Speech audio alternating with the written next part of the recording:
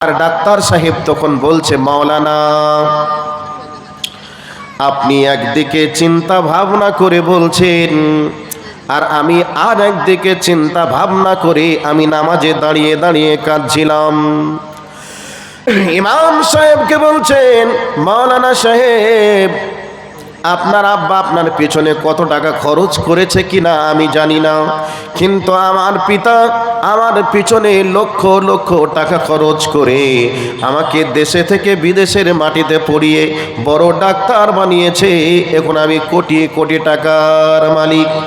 কোটি কোটি টাকার মালিক হওয়ার পরেও আজকে আমার পিতা দুনিয়া থেকে বিদায় নিলেন, চলে গেলেন না ফেরার দেশে। আজকে আমার পিতার শেষ গোসলটা কি করে দিতে হয় এটা আমি জানি না, গোসল আমি দিতে পারিওনি।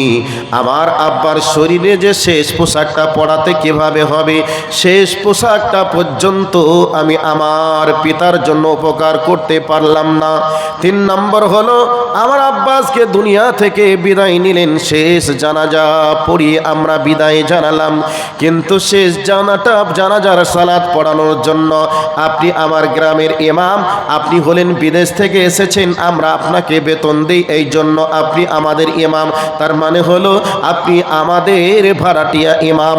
আজকে ভাড়াটিয়া ইমাম দিয়ে আমার পিতার শেষ জানাজা সম্পন্ন করতে হলো। অতএব আমার পিতা আমাকে লক্ষ লক্ষ টাকা খরচ করিয়ে আমাকে ডাক্তার বানিয়ে তুলেছে। আমি দুনিয়ায় এসে ডাক্তার হয়ে কোটি কোটি টাকা উপার্জন করে কোটি টাকার মালিক হয়েছি, কিন্তু আজকে আমার বাবার শেষ বিদায়ে চুল পরিমাণ কোনো উপকার করতে পারলাম না। আজকে সবাই যখন আমার পিতাকে দাফন কমপ্লিট করে যখন চলে যাবে, কবরের পাশে দাঁড়িয়ে আমার বাপের রুহের মাগফিরাতের জন্য কি বলে কাঁদতে হয়, কি বলে ডাকতে হয়, এটা পর্যন্ত আমি শিখিনি, আমার বাপ শিক্ষা দেয়নি। অতএব আমার শিক্ষার কি মূল্য থাকলো, আর আমারই বা কি দাম থাকলো? অতএব আমার জীবনটাই বৃথা হয়ে গেল, আমার আব্বার টাকা পয়সা খরচ করাটাই বেকার হয়ে গেল। বন্ধুরে, আমার আম্মু জানে না, মায়েরা বোনেরা কান করে কথাগুলিকে শোনার চেষ্টা করবেন। আল্লাহ রব্বুল আলামিন যাকে সম্মানিত করেছেন এবং আল্লাহ রব্বুল আলামিন যাকে সম্মানের চেয়ারটা বসিয়েছেন, এটা আপনাকে সম্মানের চেয়ারটা ভালোবেসে বসাতে পারেন এবং এটা পরীক্ষার জন্য বসাতে পারেন। অতএব এটার জন্য আপনি নিজেকে ভালোবাসার মানদণ্ড বলে মনে করবেন না, ভালোবাসার মানদণ্ড মনে করতে হবে আল্লাহ যদি আপনার ভিতরে ঈমান এবং আমলের জীবন দেন, আর আপনি যদি কোরআন এবং হাদিসের গাইডলাইন মেনে দুনিয়াতে চলতে পারেন, তবে আপনি জেনে যাবেন আপনার রব আপনাকে ভালোবেসেছেন, আপনি দুনিয়াতে সফল হয়েছেন এবং পরকালেও আপনি সফল হতে পারবেন। আর টাকা পয়সা হয়ে গেছে, কোরআন হাদিসের গাইড যদি আপনার না থাকে, তাহলে আপনি নিজেকে সফল মনে করতে পারেন, কিন্তু রবের কাছে আপনি সফল নন। কথা কি বোঝা গেছে? এবার আবার ওই জায়গাতে চলে যাই। কোন জায়গা? টাকা পয়সায় যদি ভালোবাসার মানদণ্ড হয়, সফলতার মানদণ্ড হয়, তাহলে এশিয়া মহাদেশের সবথেকে বেশি টাকার যিনি মালিক তিনি হলেন মুকেশ আম্বানি। তাহলে মুকেশ আম্বানিকে এশিয়া মহাদেশের সব থেকে বেশি আল্লাহ ভালোবাসেন বলেই এত টাকার মালিক তাকে আল্লাহ বানিয়েছেন। এটা আমরা মনে করতে পারি কি পারি না? ভাই কথা কি বোঝা যাচ্ছে কি যাচ্ছে না? তাহলে এশিয়া মহাদেশের সব থেকে যে বেশি টাকার মালিক, টাকায় যদি ভালোবাসার মানদণ্ড হয়, তাহলে এশিয়া মহাদেশের সব থেকে বেশি আল্লাহ যদি কাউকে ভালোবাসেন, তাহলে মুকেশ আম্বানিকেই বেশি ভালোবাসেন। এটা কি মনে করবেন? আপনি মেনে নিতে পারবেন এই কথাটাকে? আসলে তো কথা সত্য নয়। এবার আপনি চলে আসুন। মোহাম্মদ সালি আল উসাইমিন রাহিমাহুল্লাহ সৌদি গভর্নমেন্টের একজন প্রসিদ্ধ মুহাদ্দিস। উনি যখন অসুস্থ হয়ে বিছানায় শায়িত, সৌদি গভর্নমেন্ট ওনাকে পরিচর্যা করার জন্য প্রতিনিধি দল পাঠালেন, যান ওনার বাড়িতে, উনি কি অবস্থায় আছেন একটু দেখে আসুন। সৌদি প্রতিনিধি দল ওনার বাড়িতে গেলেন, যাওয়ার পরে ওনাদের ভাবনা ছিল এক, আর যাওয়ার পরে ভাবনা হয়ে গেল আরেক। ওনারা মনে মনে ভাবছিলেন যে সৌদি গভর্নমেন্টের এত বড় একটা প্রসিদ্ধ মুহাদ্দিস, না জানি ওনার বাড়িটা কত উন্নত মানের হবে, না জানি ওনার বাড়ির পরিষেবা কত যত্নের মধ্যে উনি থাকবেন। এবার ওনার বাড়িতে গেলেন, দেখলেন যে একটা জীর্ণ শীর্ণ কুঠুরিতে উনি অসুস্থ অবস্থাতে বিছানাতে পড়ে আছেন। সৌদি প্রতিনিধি দল যখন গেল, ওনাকে পরিচর্যা করলেন এবং জিজ্ঞাসা করলেন, মাওলানা, আমরা তো ভাবছিলাম আপনি অনেক বড় বিল্ডিংয়ের মালিক, বড় একটা বিল্ডিংয়ের মধ্যে আপনার অবস্থান হবে এটা আমরা জানছিলাম, মনে মনে ভাবছিলাম, কিন্তু আপনাকে এসে দেখছি যে ছোট্ট একটা জীর্ণ শীর্ণ কুঠুরিতে আপনি পড়ে আছেন। এই অবস্থায় কি সৌদি গভর্নমেন্টের খরচে একটা বড় বাড়ি কি বানিয়ে দেওয়ার প্রস্তাব পেশ করব? মোহাম্মদ সালি আল উসাইমিন রাহিমাহুল্লাহ তিনি বলছেন, না, আমার জন্য বড় বাড়ির প্রয়োজন নেই, তবে আমার জন্য বড় বাড়ি সলিহা নামক জায়গাতে তৈরি হচ্ছে। সৌদি প্রতিনিধি দল মনে মনে ভাবলো, সলিহা হয়তো কোনো শহর হবে, কোনো বাজার হবে, ওই সলিহা নামক বাজারে বা শহরে ওনার জন্য ডিজিটাল মডেলের একটা বাড়ি তৈরি হচ্ছে, এটা মনে মনে ভাবলেন। কিছুক্ষণ পরে ওনাদের এটাও ক্লিয়ার হয়ে গেল, না না না, সৌদির একটা কবরস্থানের নাম হলো সলিহা কবরস্থান।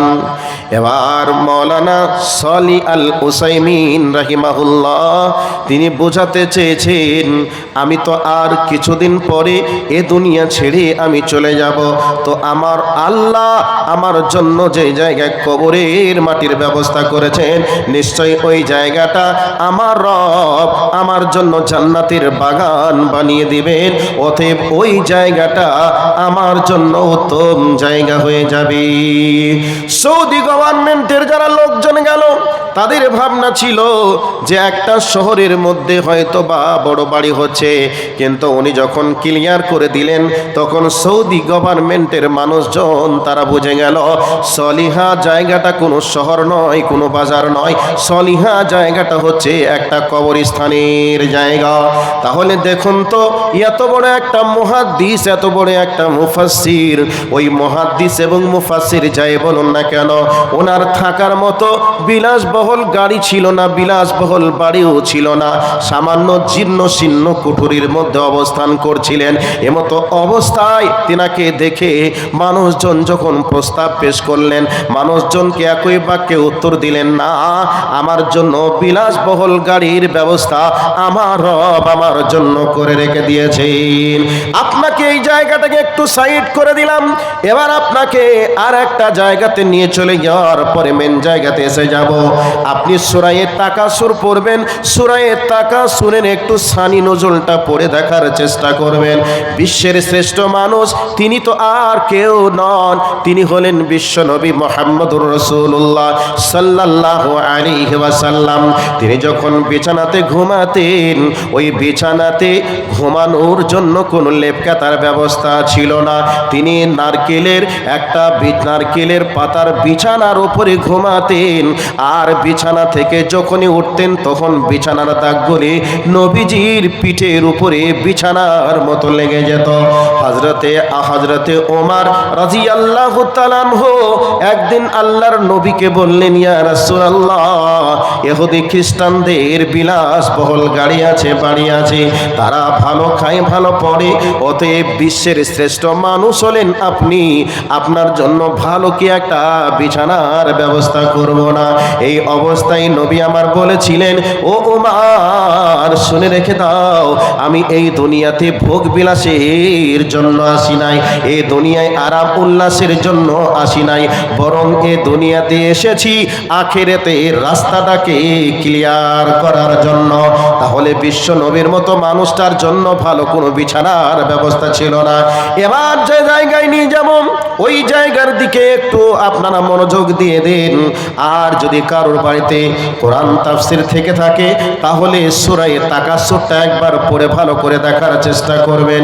বিশ্ব নবী আমার প্রচণ্ড রোদের তাপে, যেই সময় মরুভূমিতে প্রচণ্ড রোদের তাপে মানুষ যদি বার হয়, রোদের তাপে মুখটা পুড়ে যাবে, পুড়ে কালো হয়ে যাবে, লাল হয়ে যাবে, এরকম প্রচণ্ড রোদের তাপ। এই রোদের তাপে নবীজি বাড়িতে ঘুমাতে না পেরে প্রচণ্ড রোদের তাপে বাড়ির বাইরে চলে এসেছেন। কিছু দূর পরে যখন আগিয়ে গেলেন, এরপরে পৃথিবীর আর একজন শ্রেষ্ঠ মানুষ, তিনি আর কেউ নন, তিনি হলেন হযরতে আবু বকর রাদিয়াল্লাহু তাআলা আনহু।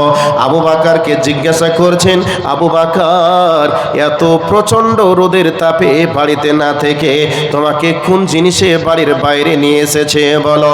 এই অবস্থায় হযরতে আবু বকর রাদিয়াল্লাহু তাআলা আনহু বলছেন, নবী গো, আপনাকে যে জিনিসে বাড়ির বাইরে নিয়ে এসেছে ওই জিনিসে আমাকেও বাড়ির বাইরে নিয়ে এসেছে।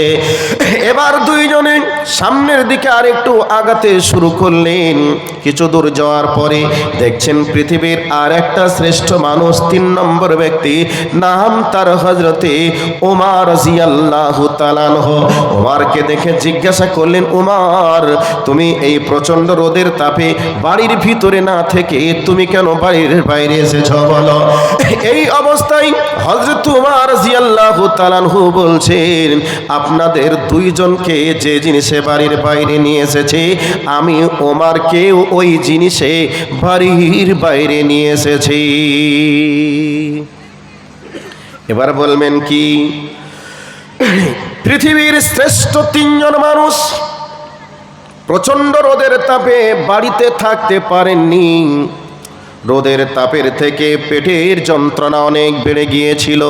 সেই যন্ত্রণা কোনো ব্যথার যন্ত্রণা নয়, সেই যন্ত্রণা হলো ক্ষুধার যন্ত্রণা। ক্ষুধার যন্ত্রণায়, পেটের ক্ষুধার তাড়নায় রোদের তাপকে রোদের তাপ মনে না করে খাবারের অভাবে কোথায় দুটি খাবার পাবো এই দেখার জন্য রোদের তাপে বাড়িতে ঘুমাতে না পেরে খাবারের সন্ধানে রোদের তাপে মরুভূমি দিয়ে পার হয়ে গেছেন। তাহলে পৃথিবীর শ্রেষ্ঠ 3 জন মানুষ, যেনাদের ঘরে খাবার ছিল না, যেনাদের ঘরে আরাম করবে এইরকম কোনো ভালো ব্যবস্থা ছিল না। তাহলে বোঝা গেল সম্পদ এটা ভালোবাসার মানদণ্ড নয়। ভালোবাসার মানদণ্ড যদি হতো পৃথিবীর শ্রেষ্ঠ মানুষটিকে এত ক্ষুধার যন্ত্রণায় রাখতেন না, সাহাবীরা এত কষ্ট পেতেন না। সম্পদ এটা ভালোবাসার মানদণ্ড নয়। ভালোবাসার মানদণ্ড হচ্ছে ঈমান এবং আমল। যখনই আপনি দেখবেন আল্লাহ আপনাকে ভালোবেসেছেন,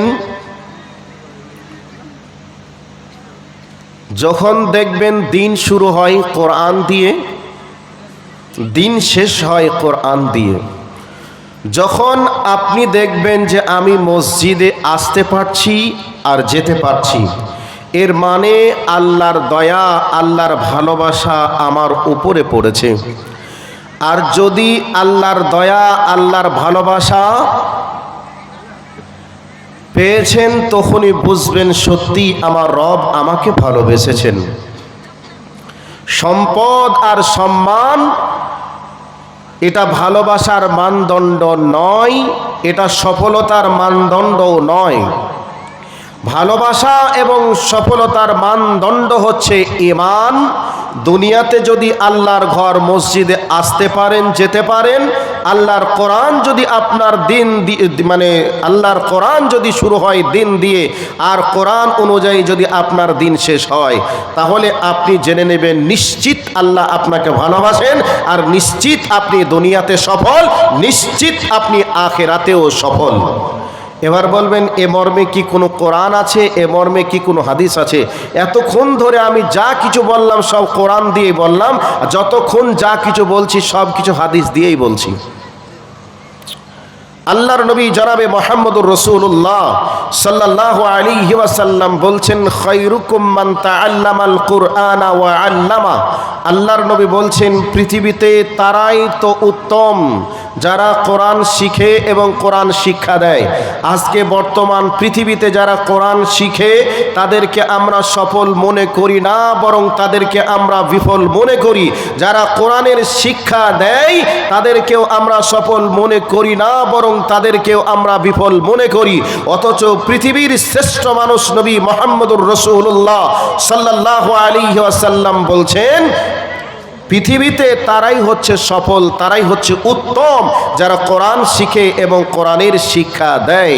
আল্লাহর নবী সাল্লাল্লাহু আলাইহি ওয়াসাল্লাম তারপরে আরেকটা হাদিসের মধ্যে বলছেন যে আল্লাহ যাদের মাধ্যমে দ্বীনের মঙ্গল কামনা করেন, মাই ইউরিদিল্লাহু বিহি খাইরান ইউফাক্কিহু ফিদ্দীন, যাদেরকে আল্লাহ ভালোবাসেন তাদেরকেই দ্বীনের জ্ঞান দান করেন। যাদেরকেই আল্লাহ ভালোবেসে দ্বীনের কল্যাণ চান তাদেরকেই আল্লাহ দ্বীনের জ্ঞান দান করেন। বর্তমান সময়ে যারা কোরআনের হাফিজ, বর্তমান সময়ে তাদের দাম মানুষ দেয় না। গ্রামে যদি কোনো একটা ছেলে হাফেজ পাশ করে, কোরআনের মানে হেফজ কমপ্লিট করে, গ্রামের মানুষ তেমন কিছু জানতে পারে না। কোনো একটা ছেলে যদি মাধ্যমিকে ভালো রেজাল্ট করে তাহলে গোটা পঞ্চায়েত জেনে যায়, গোটা থানা জেনে যায়। বিভিন্ন দিক থেকে সাংবাদিকরা এসে তাকে সম্মাননা দেয় এবং তার জন্য অনেক কিছু আশীর্বাদ করে, দোয়া প্রদান করে, এগুলিকে আমরা দেখতে পাই। কোনো একটা ছেলে যদি মেডিকেলে চান্স পায় তাহলে তো গোটা ভারতবর্ষের মানুষ জেনে যায় যে কত নম্বর র্যাঙ্ক করেছে, আর এর বাপের নাম কি, এর বাপ কি করে তাকে পড়াশোনা করিয়েছে, ওই ছেলেটা কত ঘন্টা পড়েছে, কিভাবে পড়াশোনা করেছে, তার টোটালকে টোটাল তদন্ত হয় এবং টোটালকে টোটাল এটা পত্রিকাতে ছাপা হয়, সংবাদ মাধ্যমে এটাকে প্রকাশ করা হয়। কিন্তু বিশাল বড় একটা কোরআন, এই কোরআনটা প্রথম থেকে নিয়ে শেষ পর্যন্ত কোনো একটা ছেলে সম্পূর্ণ মুখস্থ করে স্নায় ধারণ করার পরে এ বিষয়ের খোঁজ খবর কোনো মানুষ নেয় না, কোনো মানুষ জানেও না, কোনো মানুষ জানার প্রয়োজনও মনে করে না। আবার এক শ্রেণীর মানুষ আছে তারা আবার বলে মুখস্থ করেছে তো হবে কি, এর কি ভবিষ্যৎ আছে? আরে বেটা, ভবিষ্যতের জ্ঞান তোমার কাছে কি আছে? তোমার ছেলে ডাক্তার হোক, মাস্টার হোক, ইঞ্জিনিয়ার হোক, প্রফেসর হোক, তোমার ছেলে বেঁচে আছে, তোমার ছেলের দাম আছে। তোমার ছেলে আজকেই যে মারা যাবে না তার তো কোনো গ্যারান্টি নাই। তোমার ছেলে এক্ষুনি যদি মারা যায় তোমার সব খরচ করাটাই বৃথা, তোমার এক টাকা তোমার সন্তানের আর কোনো দাম নেই। কিন্তু কোরআনের একজন হাফেজ যদি মারা যায় তাহলে জান্নাতটা তার জন্য, কবরটা তার জন্য জান্নাতের বাগান হবে। হাসরের ময়দানে ফেরেশতাদের সঙ্গে কিয়ামতের মাঠে উঠবে। এর জন্য এত অফার ঘোষণা করা আছে। এই বিষয়গুলিকে নিয়ে আমরা ভাবনা চিন্তা করার চেষ্টা করি না, বরং আমরা চেষ্টা করি যে জায়গায় টাকা আছে ওই জায়গাতে কি করে আমার ছেলেকে পৌঁছানো যাবে, কি করে আমার টাকা হবে, কি করে আমার গাড়ি হবে, কি করে আমার বাড়ি হবে, কি করে আমার বিলাসবহুল জীবন হবে, এই নিয়ে আমরা যেন গোটা পৃথিবীর মানুষ ব্যস্ত হয়ে আছি। সেই জন্য আমি আগে আপনাদেরকে বলেছিলাম যে আমাদের যিনি রব তিনি কাকে সফল বলেন, তিনি কাকে সফল মনে করেন, পৃথিবীতে যিনি মানুষ হিসাবে যিনি শ্রেষ্ঠ তিনি কাকে মানুষ হিসাবে শ্রেষ্ঠ বলেছেন, সফল বলেছেন, এগুলিকে আপনাদের একটু একটু করে বলার চেষ্টা করব। এ মর্মে কথাগুলি বলতে গিয়ে আমি এত দূর পর্যন্ত এসে গেছি। সম্মানিত উপস্থিতি, আল্লাহ সুবহানাহু ওয়া তাআলা বলেন প্রকৃত পক্ষে সফল যেই ব্যক্তির ভিতরে যত ঈমান থাকবে সে তত সফল। যেই ব্যক্তি মরার পরে নিজের ঠিকানা জাহান্নাম থেকে জান্নাতে বানিয়ে নিতে পারবে সেই ব্যক্তি সফল। সেই ব্যক্তিকে আল্লাহ ভালোবাসেন যেই ব্যক্তি মসজিদে আসে আর মসজিদে যায়।